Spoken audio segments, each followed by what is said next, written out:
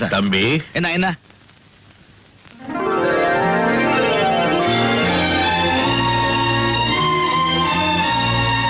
உன் பேர் என்னப்பா? ராஜா. உங்க அப்பா அம்மா உனக்கு நல்ல பேரா தான் வச்சிருக்காங்க. உன்னுடைய நல்ல குணத்துக்கு உண்மையிலேயே நீ ராஜா தான். போயிட்டோம்.